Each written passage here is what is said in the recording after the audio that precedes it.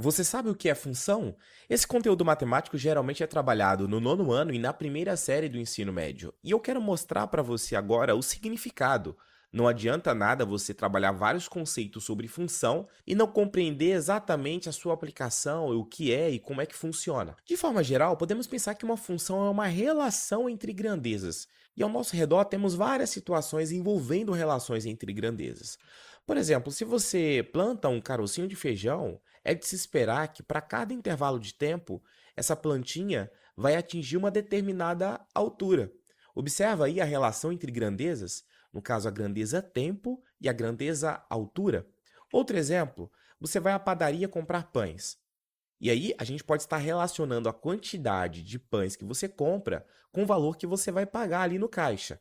Por exemplo, se um pãozinho custa 80 centavos, então para a quantidade um você paga 80 centavos. Para 2 pães, 1,60. Para 3, 2,40. Para 4, 3,20. Observa a relação entre grandezas? E uma observação importante. Geralmente o que temos é uma relação de dependência. Uma grandeza, ela vai depender da outra. Por exemplo, você concorda que a grandeza reais aqui depende da grandeza quantidade? A partir da quantidade de pães, eu consigo descobrir quanto eu devo pagar.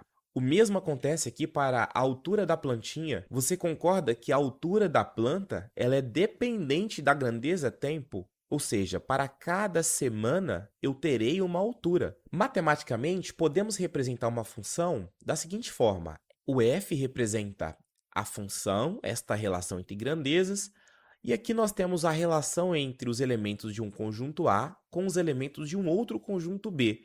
No caso lá da padaria, esse A seria a quantidade de pães e o B, valor que eu posso estar pagando por essa quantidade de pães. Podemos fazer esse esquema aqui, ó.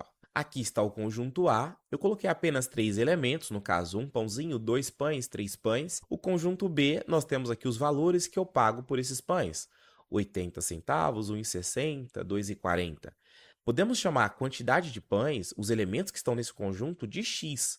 No caso, vai ser a variável independente. E os valores que estão se relacionando com esses x, podemos chamar de y.